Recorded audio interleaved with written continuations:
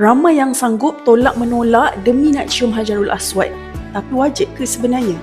Sempena bulan haji ni, jom kita refresh semula ilmu berkenaan haji. Hajarul Aswad ni adalah batu yang diletakkan oleh Nabi Ibrahim AS di salah satu penjuru Kaabah. Batu Hajarul Aswad ni asal daripada syurga tau. So daripada video yang kita tengok tadi, sebenarnya apa hukum mencium Hajarul Aswad sampai ramai orang sanggup tolak menolak ni? Sebenarnya tiada kewajipan untuk mencium Hajarul Aswad. Hukumnya sunat kalau dapat melakukannya. Tapi untuk wanita tidak disunatkan untuk mencium Hajarul Aswad, melainkan dalam keadaan yang aman daripada orang yang bertawaf pada waktu malam ataupun seumpama dengan keadaannya. Jadi sebenarnya memadai dengan kita hulurkan tangan kita ataupun lambaikan ke arah Hajarul Aswad dan mengucupnya dengan tangan, ataupun istilah yang kita panggil adalah istilam.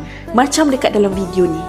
So sekarang korang dah tahu kan? Jangan lupa save dan juga share video ni kepada kawan-kawan, especially yang belum pernah lagi mengerjakan umrah dan haji.